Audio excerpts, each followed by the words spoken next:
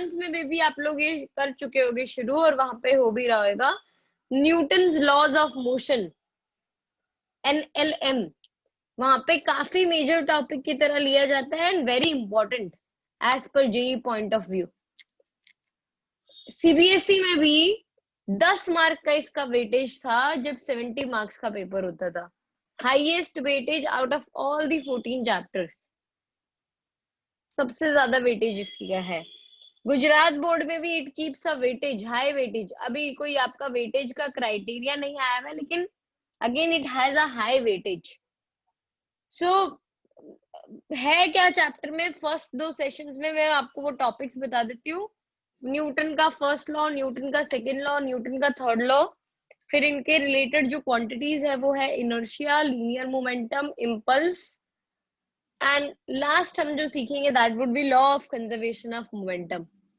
आज की क्लास में पहले हम थ्योरी खत्म करते हैं सेशंस की, and then we will move on to numericals. Session की थ्योरी में रीडिंग का पार्ट मैं आपको बोलूंगी कि आप एक बार, जब जैसे मैं खत्म करवा दूं तो आप एक बार रिव्यू कर लीजिए वो सेशन, ताकि अगर कोई डाउट है तो मैं उसी टाइम पे सॉल्व करवा दूं आपका।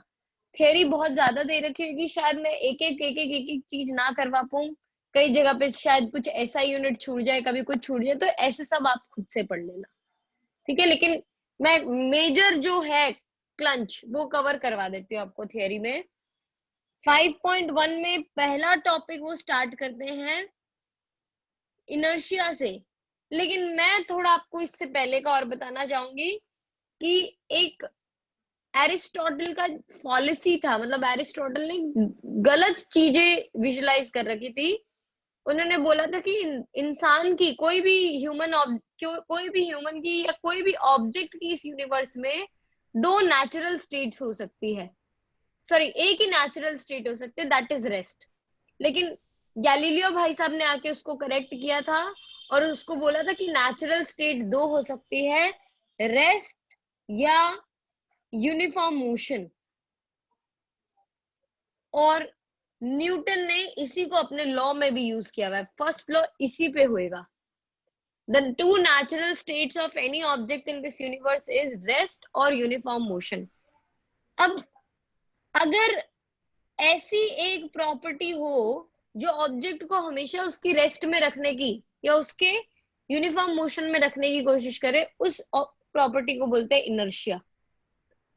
The property of a body या tendency of a body to resist the change in state of the body is known as inertia।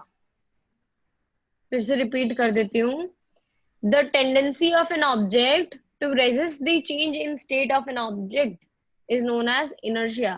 कि अगर रेस्ट पे है और मैं मूव करवाने की कोशिश कर रही हूँ तो ऑपोजिशन फील होएगा, यूनिफॉर्म मोशन पे है तो रेस्ट में लाने की कोशिश कर रही हूँ तो ऑपोजिशन फील होएगा, ये डायरेक्शन चेंज करवाने की कोशिश करूँ तो ऑपोजिशन फील होएगा। इस प्रॉपर्टी को बोलते हैं इनर्शिया। न्यूटन का first law is also known as law of inertia. अब इसके अपने बहुत सारे एग्जाम्पल सीखे होंगे कि मान लीजिए एक ट्री को आप जाके जोर से हिलाते हो तो फ्रूट्स अपने आप, जो मतलब पके हुए फ्रूट्स होते हैं वो नीचे गिरने लग जाते हैं, या लीव्स जो होते हैं वो नीचे गिरने लग जाते हैं। क्यों?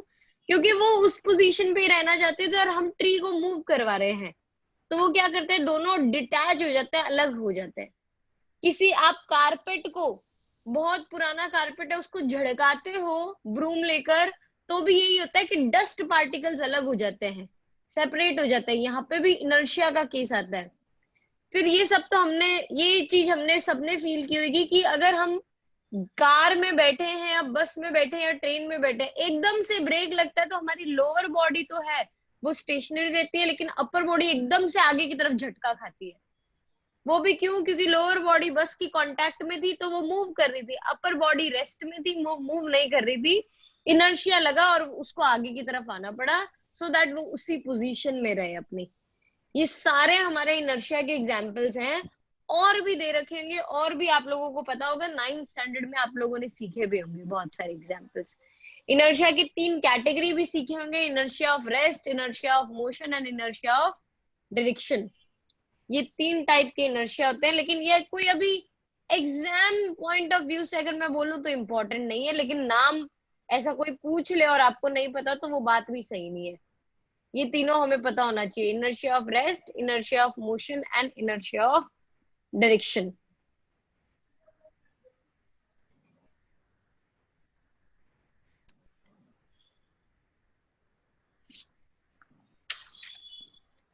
अब इनर्शिया ऑफ रेस्ट, इनर्शिया से आगे बढ़ते हैं, न्यूटन्स के फर्स्ट लॉ पे चलते हैं जिसको हम बोलते हैं लॉ ऑफ इनर्शिया। ये लॉ स्टेट करता है every body in this universe continues to be in the state of rest or of uniform motion unless an external force is applied on it. Every body in this universe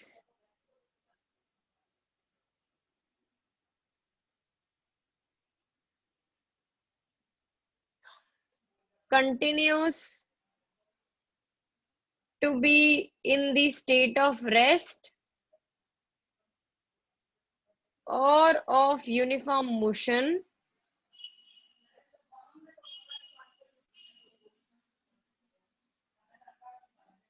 unless an external force is applied on it.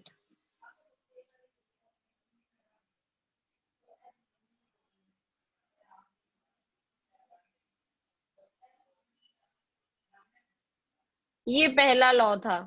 मतलब जब तक आप किसी object पे unbalance external force नहीं लगाओगे तब तक वो मूव नहीं करेगा। फॉर एग्जाम्पल, अगर ये पेज स्टेशनरी है तो ये स्टेशनरी ही रह रहा है जब तक मैं इसको आगे की तरफ या पीछे की तरफ धक्का नहीं लगा रही हूँ।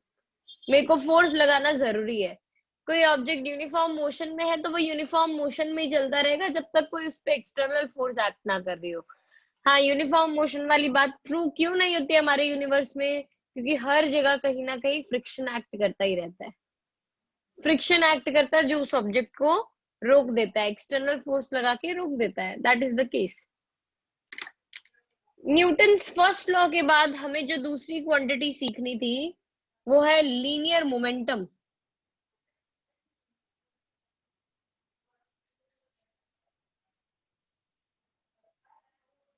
Linear momentum is mathematically defined as mass into velocity. Inertia को कोई फॉर्मूला नहीं है। इनर्शिया को हम मेजर कैसे करते थे? Greater the mass of the object, greater would be the inertia. कोई मैथमेटिकल स्टेटमेंट नहीं है इसका, लेकिन हाँ, सिर्फ क्वालिटेटिवली बता देते हैं कि जितना ज्यादा मास होगा उतना ज्यादा इनर्शिया होगा। लीनियर मोमेंटम को हम मैथमेटिकली बता सकते हैं, it is mass into velocity. इसको डिफाइन कैसे करते हैं? It is that quantity which is possessed by any object which is in motion, same as kinetic energy. Kinetic energy भी ऐसी ही एनर्जी है, जब आप मोशन में होगे तब जो एनर्जी आप पोजेस कर रहे हो उसको काइनेटिक एनर्जी बोलते हैं। तो जब आप मोशन में हो आप एक और क्वांटिटी पोजेस करते हो जिसको हम मोमेंटम बोलते हैं।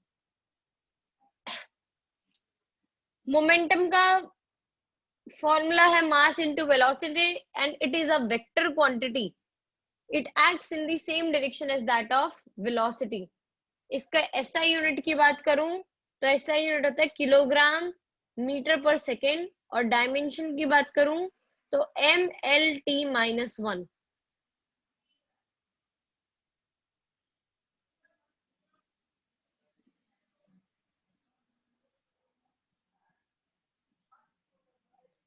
अब इसमें भी ऐसा होता है कि मास और वेलोसिटी को कांस्टेंट रख रख के लीनियर मोमेंटम की ग्राफ ड्रॉ कर सकते हैं हम, कि अगर मास कांस्टेंट और वेलोसिटी बढ़ रहा है तो मोमेंटम भी बढ़ता जाएगा। वेलोसिटी कांस्टेंट है, मास बढ़ रहा है तो भी मोमेंटम बढ़ता जाएगा। और अगर मोमेंटम कांस्टेंट और मास और वेलोसिटी का ग्राफ में देखूं तो वो इनवर्सली रिलेटेड होएगा। जितना ज्यादा मास उतनी कम velocity. If p is constant, यहाँ पे v कांस्टेंट है, यहाँ पे m कांस्टेंट है, और यहाँ पे p कांस्टेंट है, that is the case.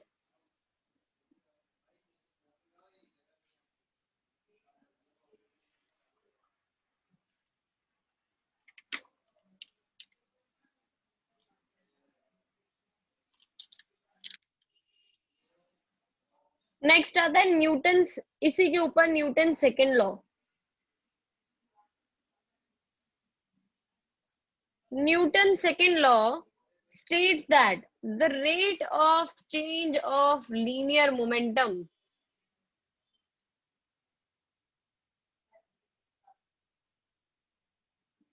is directly proportional to the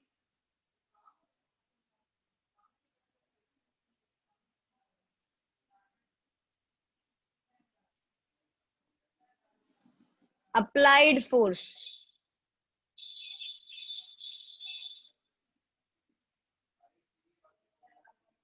And the change takes place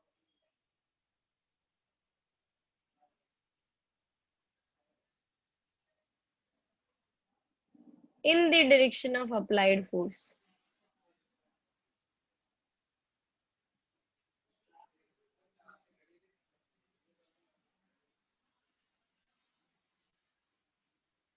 फिर से बोलती हूँ, the rate of change of linear momentum is directly proportional to applied force and the change takes place in the direction of applied force.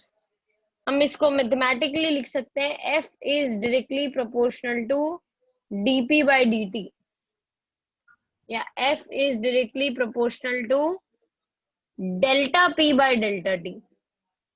अगर delta word use करती हूँ तो average की बात कर रही हूँ, डी वर्ड यूज करती हूँ तो इंस्टेंटेनियस की बात कर रही हूँ. This is Newton second law.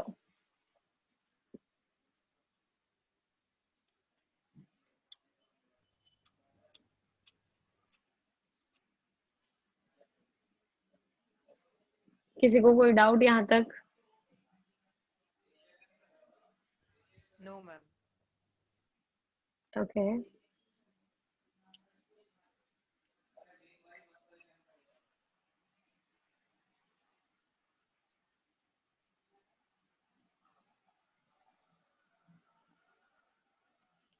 ठीक है.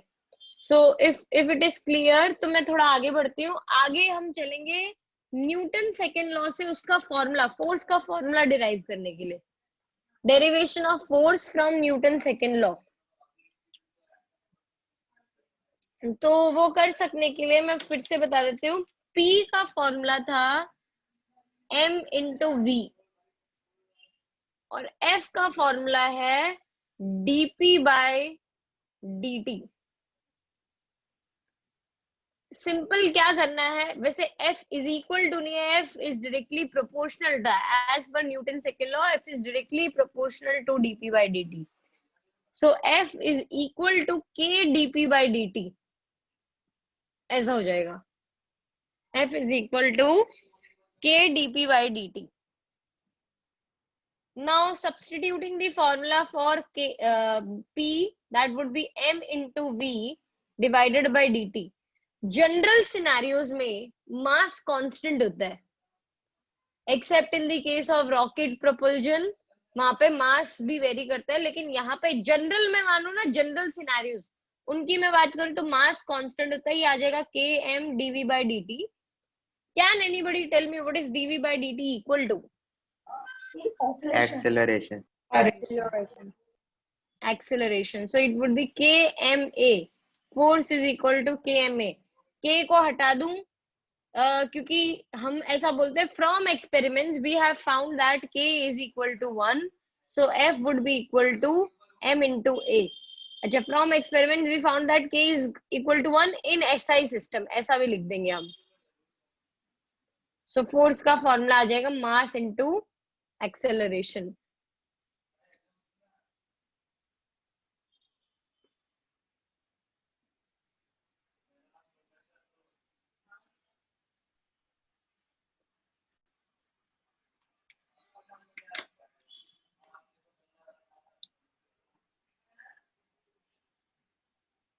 अगर इसी फॉर्मूला से मैं एक्सेलरेशन, सॉरी, फोर्स का यूनिट लिखूं तो वो बन जाता है केजी मीटर पर सेकेंड स्क्वायर, और डायमेंशंस लिखूं तो बन जाएंगे mlt-2. लेकिन इसको हम न्यूटन भी बोलते हैं कि 1 newton is equal to 1 kilogram metre पर सेकेंड स्क्वायर। और कोई 1 न्यूटन को डिफाइन करने के लिए बोले तो 1 newton is defined as the force which produces an acceleration of 1 metre पर second square in a mass of 1 kg. Yeah, when a mass of 1 kg accelerates by 1 meter per second square, the force acting on it is known as 1 Newton. Force के और भी units हैं, 1 kilogram force, 1 kilogram wait, ये सब भी force की unit है, लेकिन ये ग्रेविटेशनल यूनिट्स बोलते हैं इनको, क्योंकि जब हम वेट की बात करते हैं ना, you every one of you might know weight is also kind of force. Weight is equal to m into g, ये फॉर्मूला होता है मास इंटू ग्रेविटेशनल एक्सेलरेशन। तो जब हम वेट की बात करते हैं तब ये फॉर्मूला यूज करते हैं। 1 किलोग्राम फोर्स या 1 kilogram weight is equal to 9.8 newton, nearly equal to 10 Newton.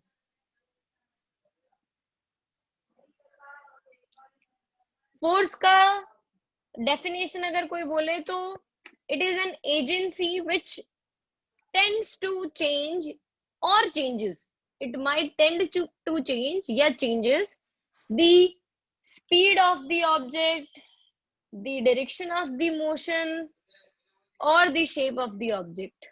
तीनों हो सकते हैं पॉसिबल। कोई आपसे पूछे what can force do, it can change, force can change speed of the object, direction of motion or the shape of the object। Size और shape दोनों word use कर सकते हैं। ऐसी फोर्स को हम बोलते हैं डिफॉर्मिंग फोर्स, जो साइज या शेप चेंज करती है, that force is known as deforming force.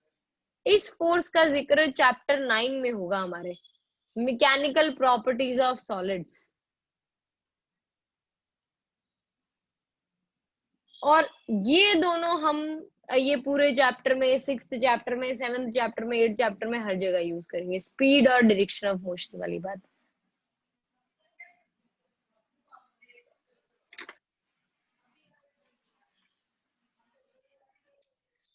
एक और इंपॉर्टेंट पॉइंट है जो याद रखने वाला है, acceleration of the object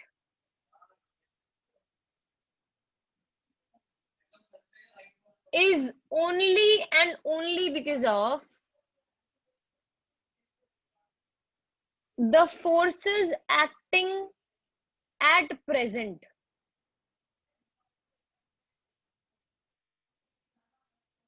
What happened in the past on the object doesn't matter. For example, इसका मैं एक एग्जांपल देती हूँ। लोग हमेशा मुझसे पूछते थे कि प्रोजेक्टाइल मोशन में मैम ऐसा क्यों होता है कि हॉरिजॉन्टल एक्सेलरेशन 0 हो जाता है, वर्टिकल एक्सेलरेशन ही रहता है, that is gravitational acceleration, horizontal 0 क्यों हो जाता है? क्योंकि देखो वो फिर मेरे को बताते थे मैम आपने थ्रो किया होगा, जब आप थ्रो कर रहे हो तो आपने कुछ फोर्स लगाया होगा ऑब्जेक्ट पे, जब आपने फोर्स लगाया तो उसकी वजह से भी कुछ एक्सेलरेशन आना चाहिए हॉरिजॉन्टल डायरेक्शन में।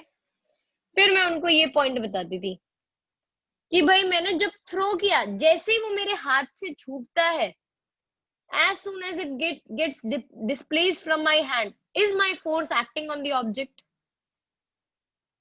No, that's not true. मैंने जैसे ही छोड़ दिया मेरे हाथ की फोर्स लगनी बंद हो गई, which is the only force acting on the object is gravitational force, और वो ग्रेविटेशनल फोर्स की वजह से ही एक्सेलरेशन होगा, इसीलिए ax हमेशा 0 हो जाता था और ay जो होता था वो -g के इक्वल हो जाता था। Is that clear? इसका मतलब ये है, इसका ये स्टेटमेंट का मतलब वो है कि हमारा जो एक्सेलरेशन होगा वो प्रेजेंट पे जो फोर्स लग रही है ऑब्जेक्ट पे उस पे डिपेंड करेगा, पास्ट पे जो फोर्सेस लगी उन पे डिपेंड नहीं करेगा।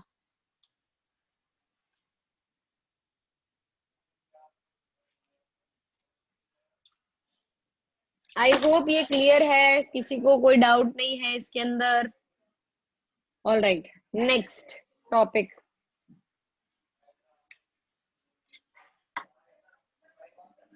Next topic which I am going to take is impulse. Impulse देखो एक नई फिजिकल क्वांटिटी भले ही हम बोल रहे हो, लेकिन मैथमेटिकली ये हमारी उन्हीं क्वांटिटीज की इक्वल है जो हमने अभी तक ऑलरेडी पढ़ चुके हैं। हम क्या क्या पढ़ चुके हैं? Momentum, force, inertia. तो इम्पल्स वैसे ही है, हम बस बोला इसको अलग तरीके से जाता है। इम्पल्स का मैथमेटिकल फॉर्मूला है डेल्टा पी, और डेल्टा पी को हम लिख सकते हैं F into delta t. Would you all agree to this? Mathematical formula है डेल्टा पी, और डेल्टा पी को हम एफ इंटू डेल्टा टी भी लिख सकते हैं।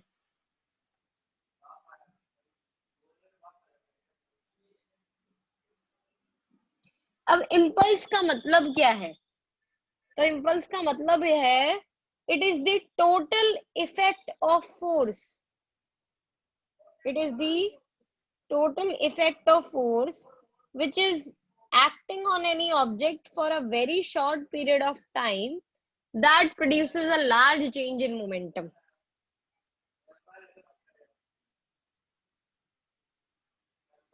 Total effect of force acting for a small period of time that produces a large change in momentum. मैं लिख भी देती हूँ।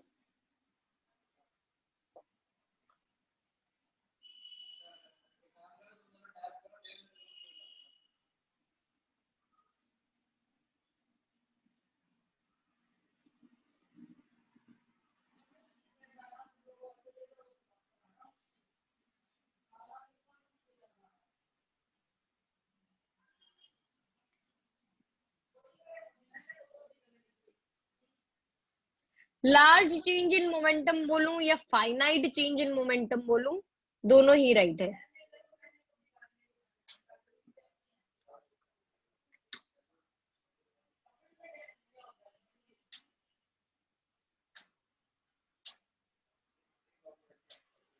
अब इसको विजुलाइज करने के लिए आप सब लोग क्रिकेट के बारे में तो जानते ही होंगे, सब लोगों ने क्रिकेट देखा होगा। जब फील्डर बॉल कैच करता है, वो हाथ ऐसे रखता है कि हाथ ऐसे लेके बॉल को पीछे की तरफ ले जाता है। Which is true, first case और सेकंड केस? वो ऐसे ऐसे ऐसे ऐसे घूमता रहता है हाथ लेके कि बॉल को पकड़ के और हाथ पीछे लेने की ट्राई करता है। सेकंड वाला। यस। क्यों ऐसा होता है? क्योंकि आप समझिए, अब बॉल से, बैट से जब बॉल हिट हुई है, क्या उसकी इनिशियल वेलोसिटी फिक्स्ड है? मतलब जब बैट ने हिट किया, वो यू जो था वो फिक्स हो गया। फाइनली बॉल रुकने ही वाली है जाके, तो वी भी फिक्स हो गया। वी फिक्स है, यू फिक्स है, तो वी माइनस यू फिक्स्ड, और m into v minus u fix, which is nothing but change in momentum. Change in momentum fixed हो चुका है। अगर मैं चेंज इन मोमेंटम को कांस्टेंट कर दूं, फिक्स्ड कर दूं, तो एफ इंटू डेल्टा टी भी कांस्टेंट हो जाएगा। अब मेरे को पता है कि मैं बॉल को 2 सेकंड में पकड़ूं या 4 सेकंड में पकड़ूं, मोमेंटम का चेंज जो है वो कांस्टेंट ही है। मैं लेकिन 4 सेकंड में पकड़ती हूँ, जब मैं टाइम बढ़ाती हूँ तो इफेक्ट ऑफ फोर्स क्या है? कम हो जाएगा, मेरे हाथ पे कम लगेगी। जब मैं ऐसे करके कैच कर रही थी, इधर से ऐसे बॉल आके हिट करेगी, और मैं जब पीछे कर लूंगी तो मैं टाइम पीरियड बढ़ा देती हूँ उसी चीज को होने का, और फोर्स क्या है? कम हो जाता है। और भी जगह पे ये होता है। आपने जब अमेजोन से या फ्लिपकार्ट से या कोई भी ऑनलाइन शॉपिंग साइट से आप जब ऑर्डर करते हो, तो अगर कोई फ्रेजाइल आइटम होता है तो वो एयर बैग्स लगा लगा के भेजते हैं, बहुत सारे भर भर के air bags. What is the reason of those air bags? कि अगर किसी चीज के साथ कोलिजन हो रहा हो, तो वो कोलिजन एकदम से ऐसे हो सकता है, या एयर बैग्स की वजह से क्या होगा? टाइम कंज्यूम करेगा। वो जब टाइम ज्यादा कंज्यूम करेगा तो इफेक्ट ऑफ फोर्स कम हो जाएगा, और इफेक्ट ऑफ फोर्स कम हो गया तो वो चीज टूटने के चांसेस कम हो जाते हैं। फिर हमारे जो कई आइटम्स आते हैं, हमारे याद है वो बबल रैप आता है जिसको फोड़ने में बहुत मजा आता है, खेल खेल करते रहते हैं हम उनके साथ। वो बबल रैप का भी यही सीन है। It is these kind of materials are also known as shock absorbers. हमारे vehicles में भी लगाए जाते हैं jerk free motion के लिए shock absorber suspension I don't know technically क्या बोलते हैं लेकिन सस्पेंशन जैसा कुछ करके वर्ड होता है ऐसा कुछ बोला जाता है इनको ये सब यही काम करते हैं सो दैट इम्पल्सिव फोर्स का जो रिएक्शन हो इफेक्ट हो वो कम दिखे हमें इम्पल्स को कम करने के लिए ये सब किया जाता है मम्मी जो कप पैक करके रखती है वो अभी भी वो थर्मोकॉल वाले बॉक्सेस में ही रखती है बाहर करके नहीं रखती है रीजन भाई पता है टूट जाएंगे ऐसे तो थर्मोकॉल में पैक करके रखने से टूटने का चांसेस कम हो जाता है right so that is the case that is what impulse is all about आपको इसके बारे में इतना एग्जांपल्स के थ्रू पता होना चाहिए इस पे एप्लीकेशन बेस्ड क्वेश्चन ज्यादा आते हैं कोई आपसे फॉर्मूला पूछे तो it is equal to change in momentum unit would be newton into second ये चेंज इन मोमेंटम जैसा भी लिख सकते हैं हम kilogram metre per second so I hope ये क्लियर है आप लोगों को and let me tell you हमने सेशन 1 कंप्लीट कर दिया सेशन 1 का पूरा थियरी हो चुका है हमारा तो आई गिव यू 3 मिनट्स 3 और 2 है 3 और 5 तक एक क्विक रिव्यू डाल दो सेशन 1 को फटाफट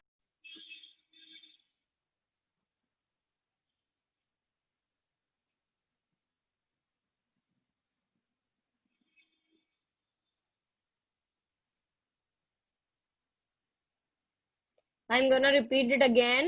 To in every action, there is equal and opposite reaction, and both action reaction forces act on two different objects.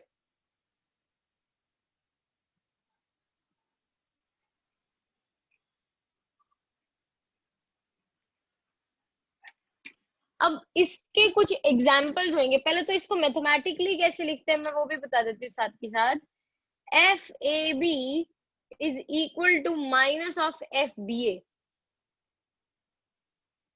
where FAB मैं बोलूंगी it is force on object A due to B and FBA is force on object B due to A. तो equal का मतलब magnitude wise equal और direction opposite बताने के लिए minus sign हम लगा देंगे तो both are equal in magnitude and opposite in direction I hope ये क्लियर है सबको बहुत सिंपल सा है मैं इसमें पूरी क्लास का इन्वॉल्वमेंट चाहती हूँ क्योंकि सिंस ये लॉ सबका फेवरेट है तो आई वुड वांट 5 एग्जांपल्स मैं जिसका नाम लूंगी उसको एग्जांपल देना है be ready with your example give me 5 examples of Newton's third law कहाँ पे हमने ऑब्जर्व किए हुए हैं मैं स्टार्ट करूंगी हर्ष से क्योंकि हर्ष बहुत स्माइल पास कर रहा था जैसे न्यूटन्स थर्ड लॉ आया था तो हर्ष आप मुझे बताओ what is the first example of Newton's third law which comes into your mind? Ma'am, while walking.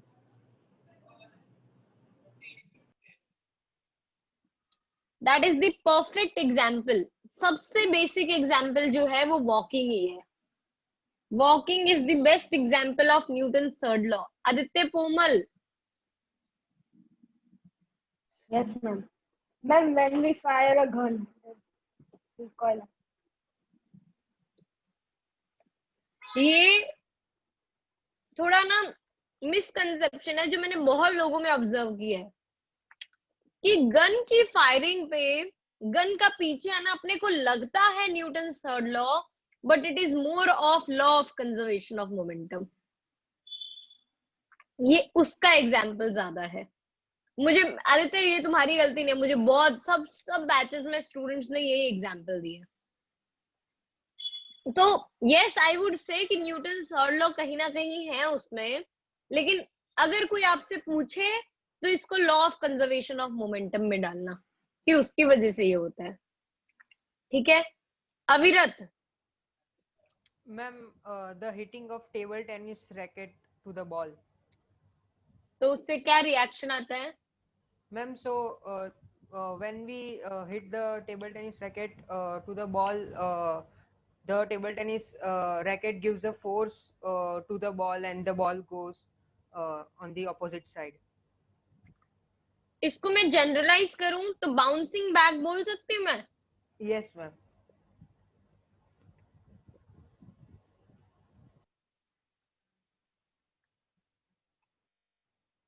धवल।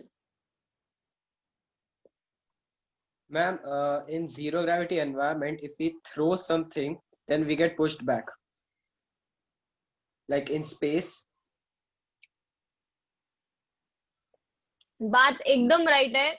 इससे एक मेरे को जेई का ना, मेरे टाइम में मैंने जब जेई किया था तो एक क्वेश्चन आया था मुझे कि एक आइलैंड है, आइलैंड नहीं मतलब सी वाटर बॉडी है कोई, और उस वाटर बॉडी में एक इंसान बीच में कहीं पे खड़ा है किसी ऑब्जेक्ट पे, उसको शोर तक पहुंचना है तो कैसे पहुंचेगा? ऑप्शंस में था अपनी शर्ट को बार बार ऐसे ऐसे करके सच दैट वो शोर तक पहुंच जाए, क्योंकि शर्ट जब आगे पुश करेगी तो वो पीछे की तरफ जाएगा, या स्नीज करके कि आगे की तरफ जब छींक लगाएगा तो पीछे की तरफ पुश लगेगा। तो ये सारे एग्जांपल्स थे एंड आई वाज मेरे को भी ऐसा ही था कि क्यों भाई क्यों ऐसा कर रहे हो तुम, ये जेई के क्वेश्चंस है, मेरे को भी डाउट होता था, लेकिन लिटरली अब मेरे को जाके रियलाइज होता है कि नहीं, हाँ वो न्यूटन थर्ड लॉ की वजह से वो बोलता था। तो जो धवल ने बात बोली वो बात सही है उनकी कि जीरो ग्रेविटी में जब किसी चीज को आप आगे थ्रो करोगे आप खुद भी पीछे की तरफ चले जाओगे। तो इसको मैं रिएक्शन फोर्स करके लिख देती हूँ सिंपली कि रिएक्शन फोर्स लगता है इन जीरो ग्रेविटी।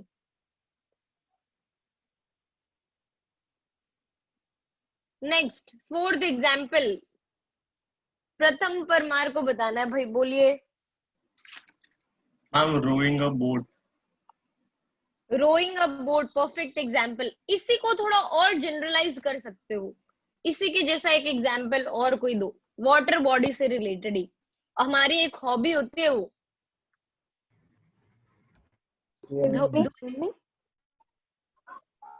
ध्वनित बोलना चाहते हैं, ध्वनित बोलिए। Ma'am swimming.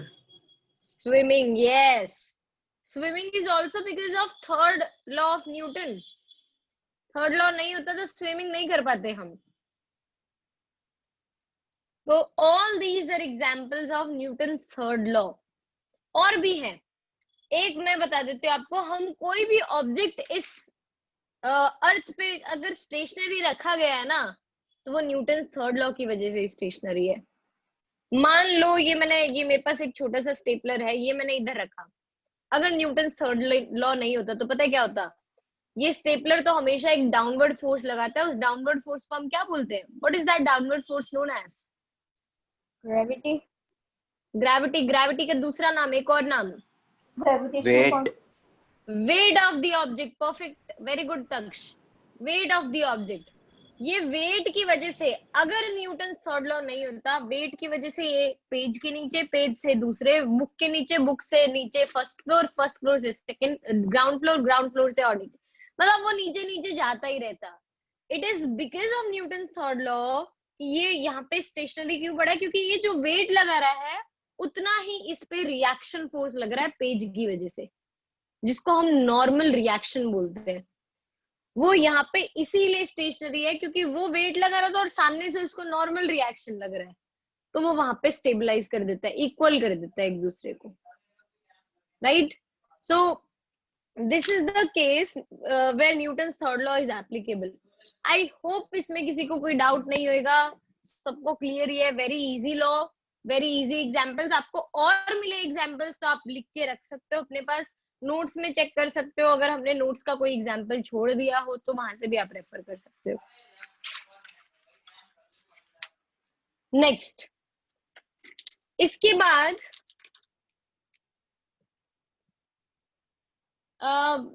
हमारा आ जाता है, पहले मैं एक टॉपिक करवा देती हूँ वरना मैं law of conservation of momentum करवा दी थी, लेकिन उससे पहले मैं आपको एक क्वेश्चन बता देती हूँ। Newton second law is known as the real law of motion.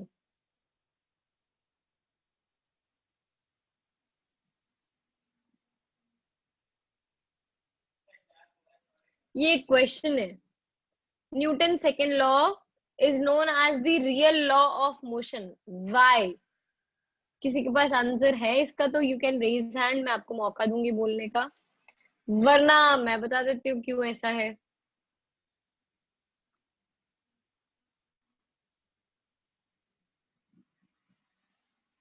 No, nobody knows. Because it consists of both first and third law.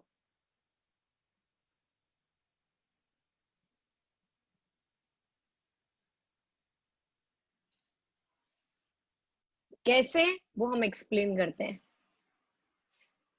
Newton's second law is known as the real law of motion because it consists of both first and third law. तो पहले देखते हैं first law कैसे है. अच्छा, आप लोगों ने सबने न्यूटन सेकेंड लॉ का डेफिनेशन अभी मेरे साथ स्टेटमेंट सीखा ही है, F is equal to dp/dt, और उसी से मैंने डिराइव किया था F is equal to m into a.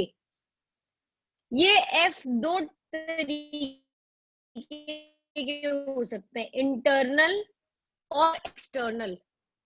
Internal forces भी हो सकते हैं और एक्सटर्नल फोर्सेस भी हो सकते हैं. अब F इंटरनल अगर है तो मैं आपको बता देती हूँ, sum of all F internal forces is equal to 0. Sum of all internal forces is 0. क्योंकि अगर ये नहीं होता ना, तो आप सोचो आपके अराउंड जितने भी ऑब्जेक्ट्स हैं वो अपने आप से घूम रहे होते, अपने आप से आगे भाग रहे होते, चल रहे होते, इधर उधर घूम रहे होते. ये पेज की जितने भी इंटरनल फोर्सेस है उन सबका नेट सम 0 है, उन सब फोर्सेस का नेट सम 0 है, इसी के लिए वो स्टेशनरी पड़ा है एक जगह पे. सो आई वुड से कि it is only because of external force that the object is having some acceleration. Now, अगर ये एक्सटर्नल फोर्स 0 हो जाए तो क्या? एक्सटर्नल फोर्स 0 तो मास इनटू एक्सेलरेशन 0, और एक्सेलरेशन 0 मतलब दो स्टेट हो सकती है बॉडी की, कि या तो बॉडी रेस्ट में हो या बॉडी यूनिफॉर्म मोशन कर रहा हो. And isn't this the first law of motion, कि if there is no external force, the body continues to be in the state of rest or of uniform motion. Second law से मैंने first law लिख दिया.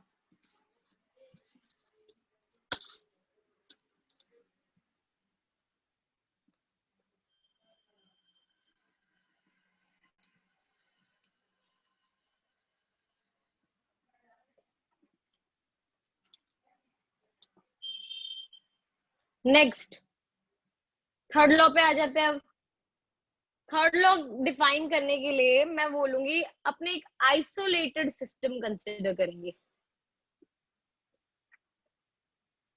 Isolated system पढ़ा है आप लोगों ने अभी तक केमिस्ट्री में कि बाकी है? किसी को पता है आइसोलेटेड सिस्टम का मतलब क्या होता है? No idea, nobody knows. Isolated system मतलब कोई एक्सटर्नल फोर्स नहीं लग रहा है सिस्टम पे. जैसे मान लो एक रूम में जेनिल और सम्यक है, ठीक है, ये दोनों का नाम मेरे को हमेशा से रटा हुआ है, साथ साथ में मैं बोलती हूँ. 10th स्टैंडर्ड से थे ना हमारे साथ, इसके लिए मेरे को याद रहता है. जेनिल सम्यक एक रूम में है और इसके अलावा रूम में कोई और नहीं है और कोई फोर्स भी नहीं एक्ट कर रहा है.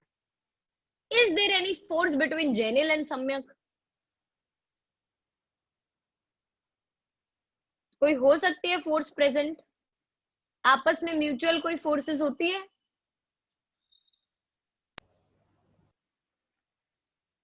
किसी को बोलना हो तो बोल सकता है. अविरत बोलना चाहता है? अविरत बोल दे, दिल में नहीं रख.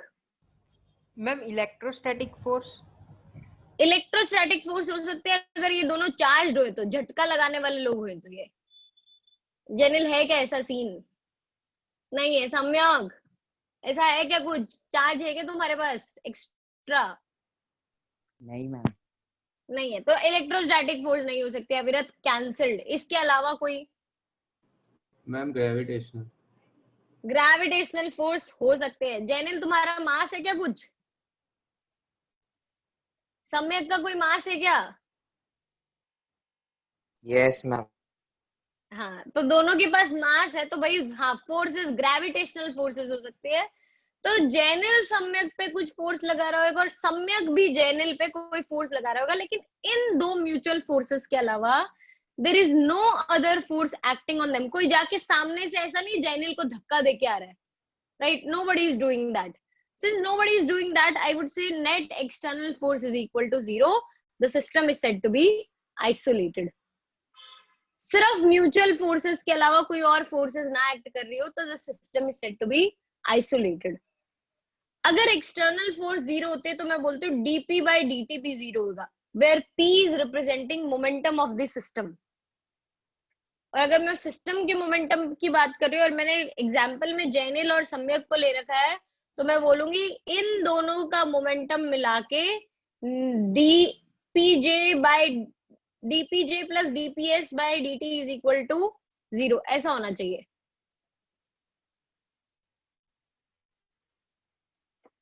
सो ये सीन है अभी। FJS is force on Janil due to Samyak and FSJ is force on Samyak due to Janil. Now this must be, अगर force लगता है तो definitely there will be a change in momentum dpj by dt and dps, ये तो school का नाम बन गया, dps by dt। ये भाई वेक्टर वेक्टर मैंने कहीं पे एरो हेड मिस कर दी हो तो भाई माफ कर देना मेरे को, मैंने कहीं कहीं जगह पे एरो हेड नहीं लगाए हैं। Now let this be equation number 1, this be equation number 2। ये स्टेटमेंट न्यूटन सेकंड लॉ का है। By Newton second law I could say this, दोनों को ऐड कर देते हैं 1 + 2। So FJS plus FSJ is equal to dpj by dt plus dps by dt। Now d by dt of pj plus ps, what is this equal to? There is no external force on the system. What is this equal to? Zero. Zero. So FJS plus FSJ is equal to 0, which implies FJS is equal and opposite to FSJ. Does this prove Newton's third law? Newton's second law consists of both first and third law, and hence it is known as the real law of motion.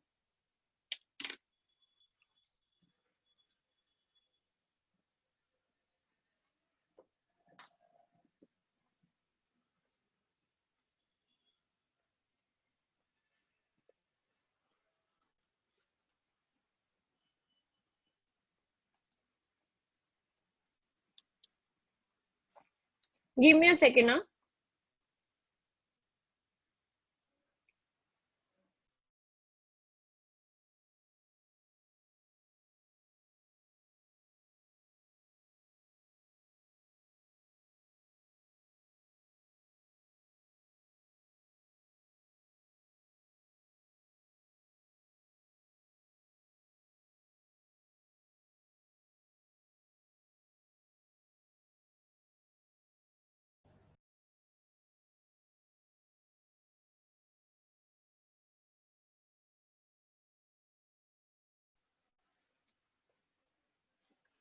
All right.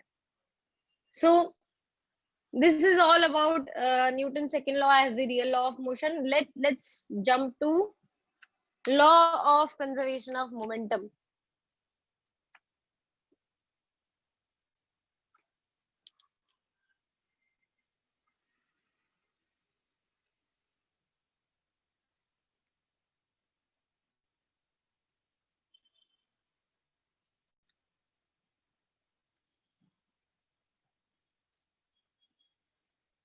कई बार ये linear momentum भी term use कर लेंगे, क्योंकि आगे जाके हमें 7th chapter में एंगुलर मोमेंटम टर्म आएगा, तो ये टर्म लीनियर मोमेंटम भी यूज किया जाएगा।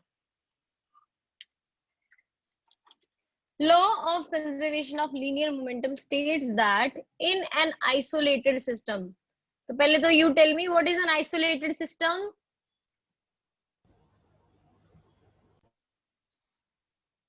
System where external force zero. The system at where external force is equal to 0. In an isolated system, the total linear momentum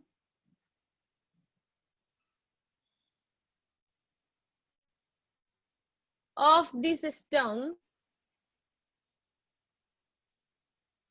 remains conserved.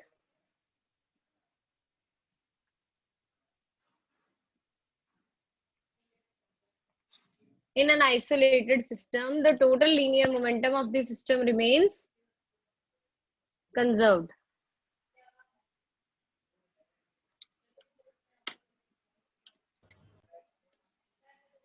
Now, अब इसको prove भी करना आएगा हमें, तो हम एक केस लेके चल रहे हैं कि there are two objects A and B after, मतलब इनमें भी कोई फोर्स नहीं एक्ट कर रहा है, लेकिन इन दोनों में म्यूचुअल फोर्सेस है. A B पे कुछ फोर्स लगा रहा है और B A पे कुछ फोर्स लगा रहा है. इनिशियली ये u1 वेलोसिटी से मूव कर रहा था, मास है इसका m1. ये u2 वेलोसिटी से मूव कर रहा था, मास है इसका m2. फिर कोलिजन हुआ. कोलिजन के दौरान इन दोनों ने एक दूसरे पे कुछ फोर्स लगाई और फोर्स के बाद यहाँ पे मोमेंटम, सॉरी, यहाँ पे A की वेलोसिटी हो गई, A की वेलोसिटी हो गई v1 और B की वेलोसिटी हो गई v2. मास अभी भी सेम है, मास चेंज नहीं हुआ है भाई. कोई मुझसे पूछे कि मोमेंटम A का क्या था, तो मैं बोल दूंगी भाई PA था, और B का कितना था, तो मैं बोलूंगी PB था.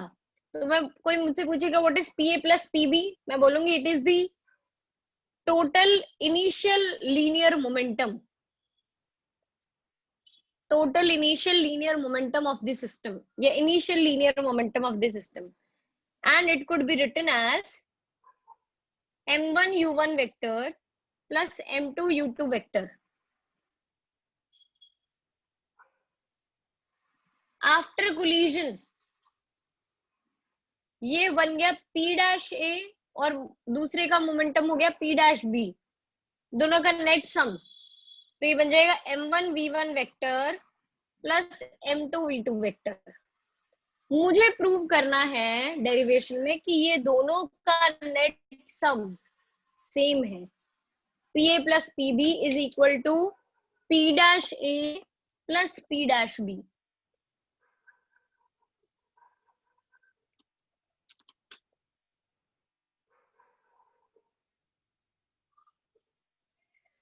ऐसे करेंगे. तो हम बोलते हैं, स्टार्ट करते हैं हम कि ड्यूरिंग कोलिजन A ने B पे कुछ फोर्स लगाया होगा और B ने A पे, तो by second law of motion force on A due to B would be equal to delta PA divided by delta T. By second law FAB is equal to delta PA divided by delta T, which implies it is equal to P dash A minus PA plus upon delta T. P dash A minus PA upon delta T. Next, FBA, that is force on B due to A, would be delta PB divided by delta T. So that would be P dash B minus PB upon delta T.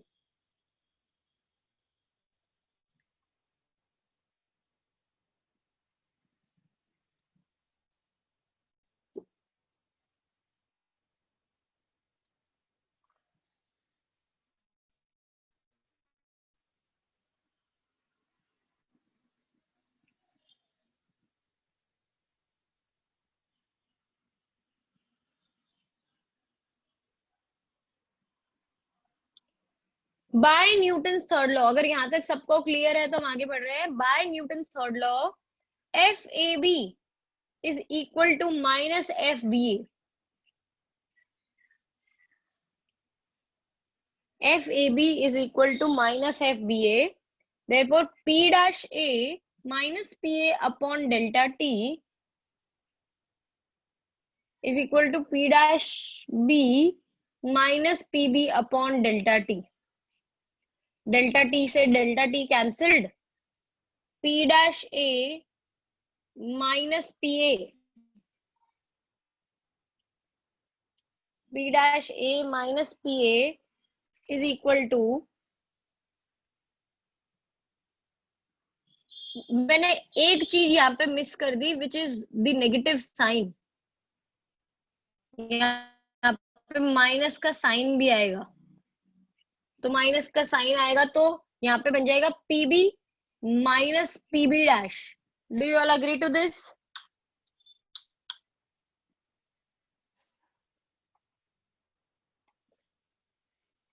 यार ये general freeze क्यों आ रहा है मेरी screen पे? ये मेरी screen freeze हो गई है कि जेनरल फ्रीज हो गया है? नहीं, जेनरल फ्रीज हो गया था। राइट राइट राइट, मेरी स्क्रीन नहीं फ्रीज हुई है। हर्ष मूव करता हुआ दिख रहा है, बाकी तो देखो सब वीडियो बंद करके बैठ गए हैं। भाई वीडियो चालू रखो, इतना क्या आलस करते हो, वीडियो नहीं चालू रखते हो तुम लोग। नेगेटिव टर्म्स को ट्रांसपोर्ट कर दो। So p dash a plus p dash b is equal to PA plus PB. Tell me something. What is P dash A plus P dash B equal to? What is it known as?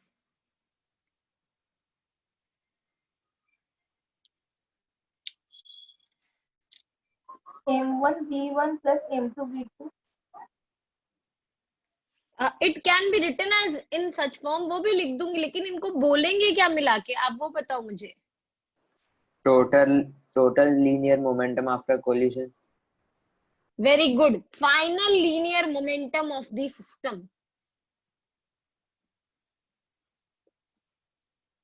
What is PA plus PB?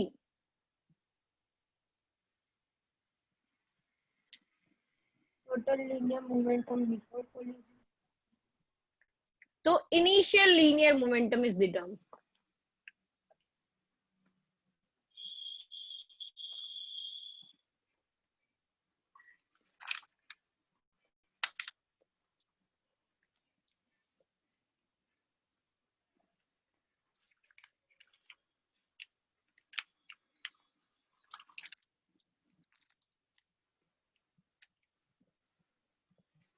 Total linear momentum, final linear momentum, initial linear momentum बराबर है, तो मैं बोल सकती हूँ linear momentum of the system remains conserved and hence law of conservation of linear momentum is proved. This completes your session 5.2। एक topic बाकी रहता है, वो क्वेश्चंस के साथ हम खत्म करेंगे, जो लिफ्ट वाले केसेस का है। उसके अलावा सब कुछ हो चुका है। Again I give you 5 minutes to, नहीं अभी तो 4 minutes to review the session. 336 हुआ है, 340 तक रिव्यू करो, फिर हम 5.1 के न्यूमेरिकल्स खत्म। ऑलराइट, अगर आप लोगों को कोई डाउट नहीं है तो will move ahead. Homework sheet 5.1 में जहां तक मुझे याद है क्वेश्चन नंबर 10 है पहला numerical. If I am wrong please let me know. Alright, so Janil, will you read question number 10? Yes, ma'am. A body of mass 5 kg is acted upon by two perpendicular forces 8 Newton and 6 Newton.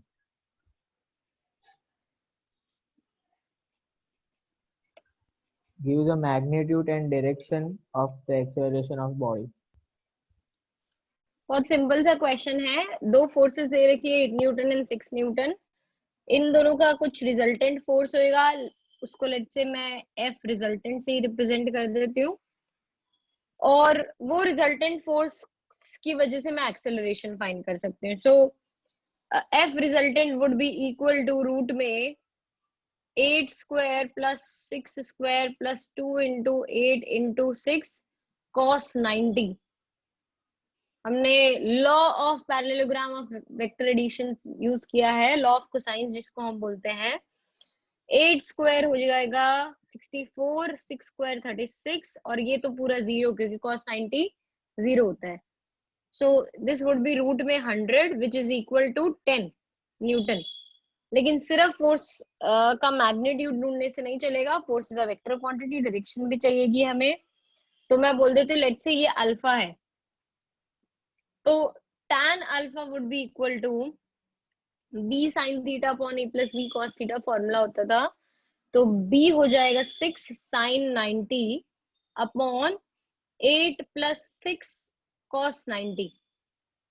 sin 90 का value 1, cos 90 का value 0, So this would be equal to 6/8, which is equal to 3/4.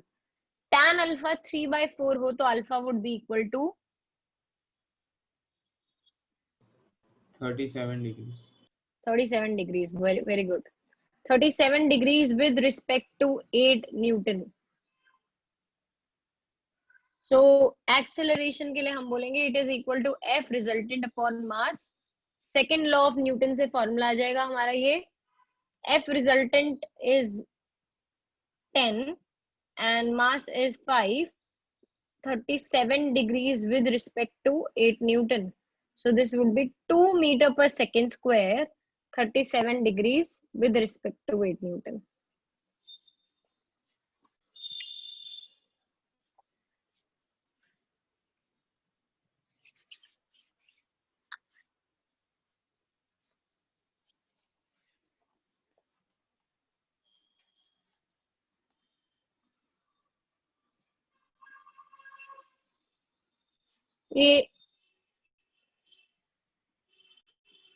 ये था question number 10. Question number 11 next.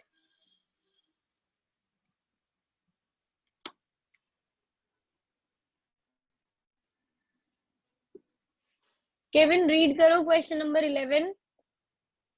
Answer different है इससे. एक second ना, विधान कुछ बोल रहा है. विधान क्या है answer?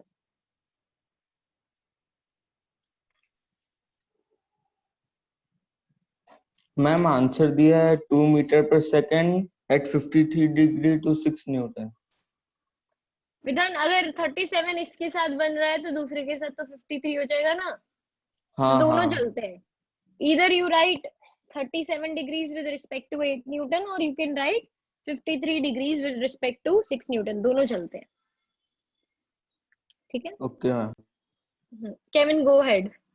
A batsman hits back a ball straight in direction of the bowler without changing its initial speed of 12 meters per second. If the mass of the ball is 0.15 kg, determine the impulse imparted to the ball. देखिए मान लीजिए ball पहले इस direction में आ रही थी तो मैं इसको नाम दे देती हूँ माइनस आई कैप. पहले बॉल इस डायरेक्शन में आ रही थी. बाद में जो फाइनल वेलोसिटी है वो बॉल की वो है 12 मीटर पर सेकेंड प्लस आई कैप, क्योंकि मैग्नीट्यूड चेंज नहीं हुआ है, सिर्फ डायरेक्शन ऑपोजिट हो चुकी है.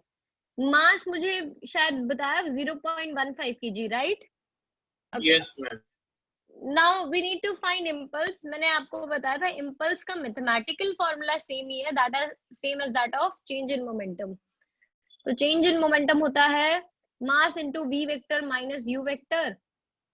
वी वेक्टर है, मास है 0.15 kg, वी वेक्टर है 12 i cap minus 12 minus i cap. So it would become 0.15 into 24 I cap.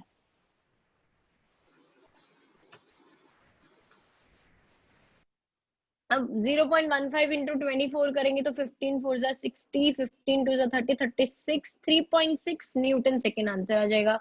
I cap अगर आपको लिखना हो तो. लेकिन इम्पल्स में जनरली वो डायरेक्शन पूछते नहीं है तो आई कैप लिखने की जरूरत नहीं है. वैसे अब सिर्फ मैग्नीट्यूड लिखोगे तो भी चलेगा. So it would be 3.6 I cap Newton second.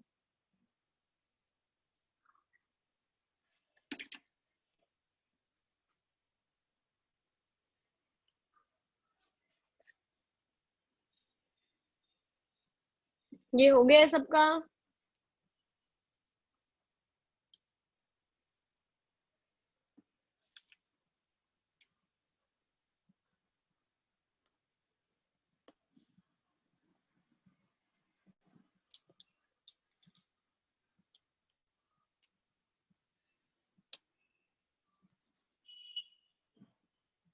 Question 12. Kusal Patel question 12 read करो.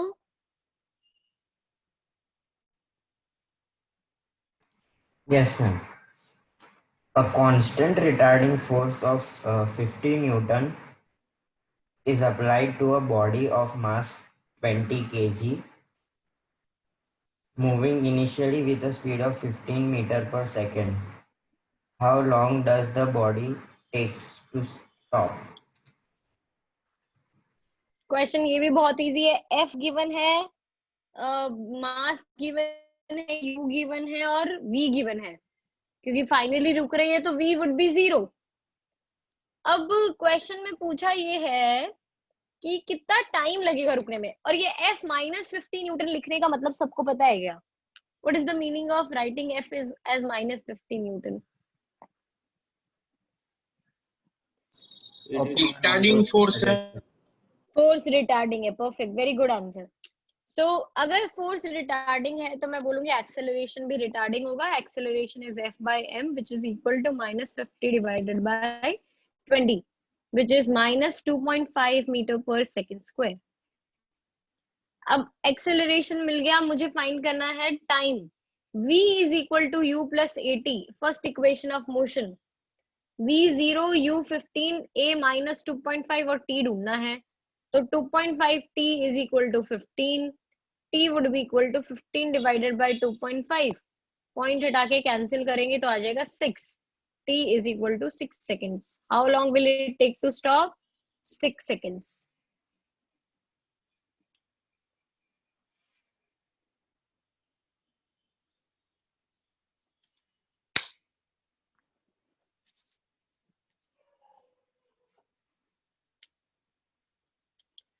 क्वेश्चन नंबर 13, प्रथम परमार क्वेश्चन 13 रीड करो।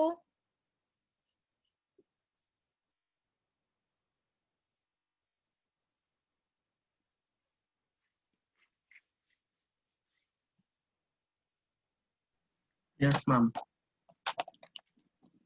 A body of mass m moves along x-axis such that its position coordinate at any instant t is x is equals to a t raised to 4 minus b t raised to 3 plus c t, where a, b, c are constants. What is the force acting on the particle at any instant t? ये भी बहुत simple है, आपको कोई calculation में answer नहीं बताना है, सिर्फ वेरिएबल्स में आंसर बताना है। v is equal to dx by dt आप जब करेंगे तो आपको वेलोसिटी मिल जाएगा, फिर a is equal to dv by dt करेंगे तो आपको एक्सेलरेशन मिल जाएगा, एंड इन दोनों में f ढूंढना है तो मास इनटू फाइनल जो एक्सेलरेशन है a कर देना, आपको आंसर मिल जाएगा। आई होप ये बहुत बेसिक क्वेश्चन है, आप खुद से सॉल्व कर दोगे, क्योंकि डिफरेंशिएशन है जो हमने बहुत भर भर के प्रैक्टिस कर दिया होगा अभी तक, तो राइट तो सीधा आपको 2 बार डिफरेंशिएट करके m इंटू a करने का है। Next question, question number 14,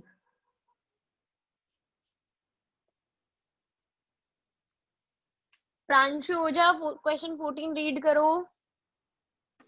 A bullet of mass 0.04 kilogram moving with a speed of 90 meter per second enters a heavy wooden block and is stopped after a distance of 60 centimeter.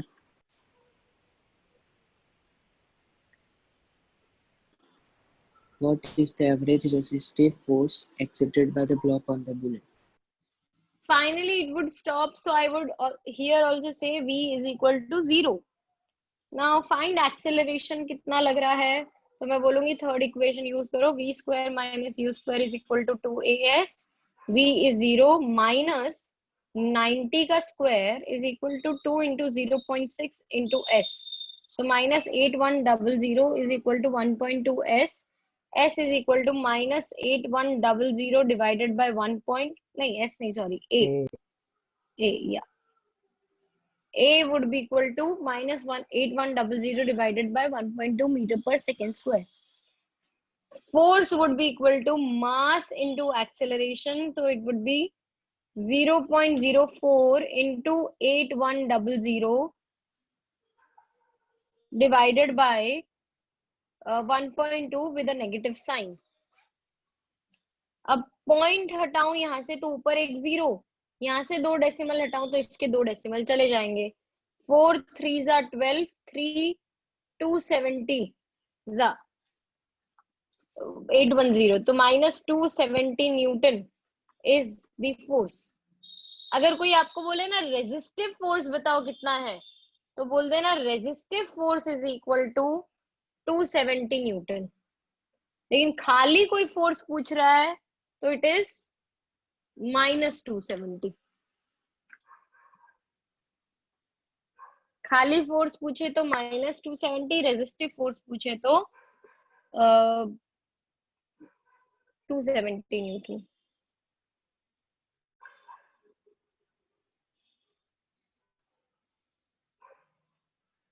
कोई doubt इसमें किसी को? Last question बचता है homework sheet का, वो भी फटाफट खत्म कर देते हैं। वो थोड़ा लेंदी है क्वेश्चन, लेकिन है इजी। क्वेश्चन लेंदी है लेकिन है इजी।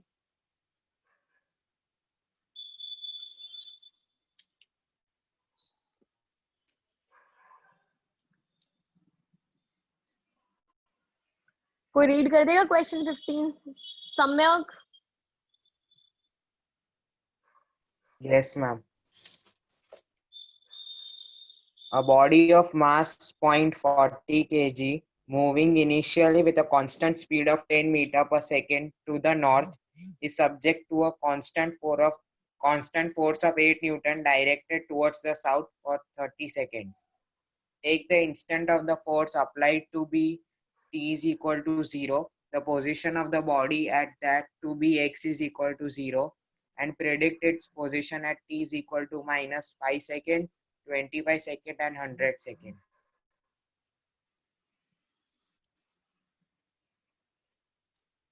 हमें गिवन इंफॉर्मेशन है u इज 10 मीटर पर सेकेंड, वो नॉर्थ की तरफ लग रहा है और फोर्स लग रहा है साउथ की तरफ। सिंस फोर्स ऑपोजिट डायरेक्शन में लग रहा है, मैंने माइनस साइन दे दिया फोर्स को, F is equal to -8 Newton. Now you need to predict the position at 3 different times. t0 से लेकर t30 तक फोर्स लग रहा है, तो इससे पहले भी यूनिफॉर्म मोशन है, इसके बाद भी यूनिफॉर्म मोशन होने वाला है। ठीक है, इससे पहले यूनिफॉर्म मोशन है, तो यूनिफॉर्म मोशन में पोजीशन या डिस्प्लेसमेंट निकालने का तरीका होता है simply x is equal to u into T, speed into time. Speed है 10, टाइम ले रखा है -5, तो ये हो जाएगा -50 मीटर्स। फर्स्ट पार्ट का आपका आंसर आ जाएगा -50 metre. Position at t is equal to -5 seconds is -50 metre. मैं इसी के साथ एक्सेलरेशन ढूंढ के छोड़ देती हूँ कि acceleration is equal to F/m, तो it would B -t divided by 0.4। ये हटाऊं तो ये बन जाएगा -20 मीटर पर second square. A is equal to -20 metre पर सेकेंड स्क्वायर।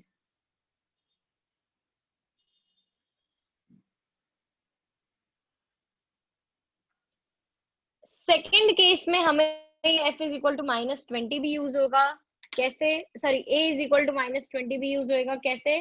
क्योंकि सेकेंड जो पार्ट है उसमें पूछा है 25 सेकेंड्स का क्या सिनेरियो है, तो 25 सेकेंड्स में तो वो यूनिफॉर्मली एक्सेलरेटेड मोशन कर रहा है, 0 से 30 सेकेंड्स में यूनिफॉर्मली एक्सेलरेटेड मोशन है, तो हम वहां पे डिस्टेंस ढूंढेंगे ut plus half AT square करके। ut वुड बी, u में हम सब्सटीट्यूट कर सकते हैं, u की जगह 10 इंटू t की जगह लिखेंगे 25, हाफ की जगह हाफ, a की जगह -20, t की जगह 25 का स्क्वायर, तो ये बन जाएगा 250 -10 25 का स्क्वायर मतलब 625 into 10 would be -6250, so it would be -6000 metre या -6 किलोमीटर।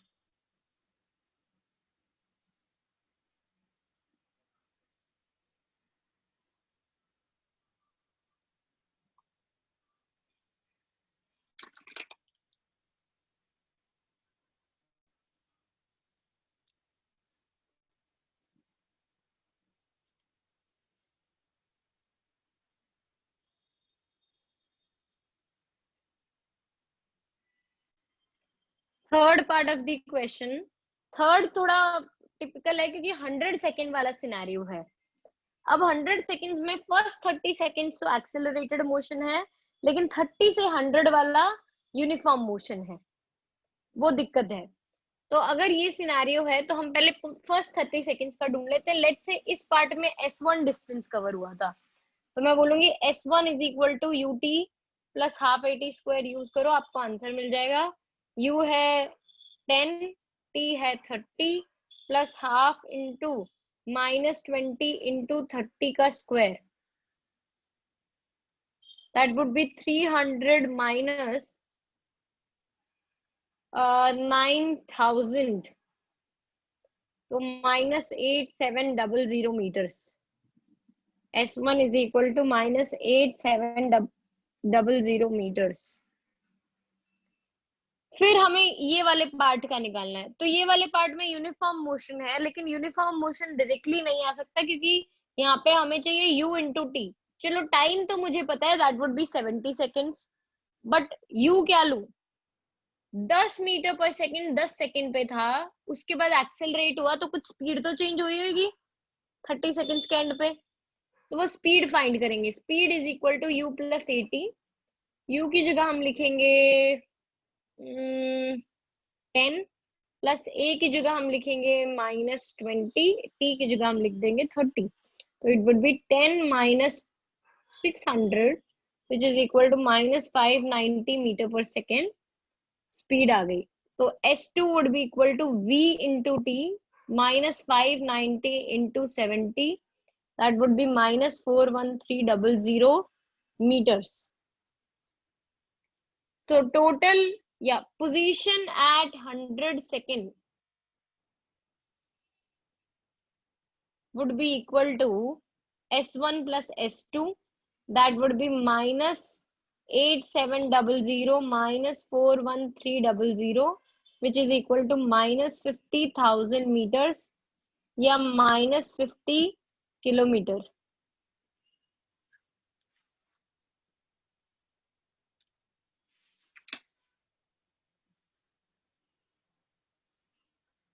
आई होप ये क्लियर है सबको। किसी को कोई कंफ्यूजन हो तो पूछ डालो।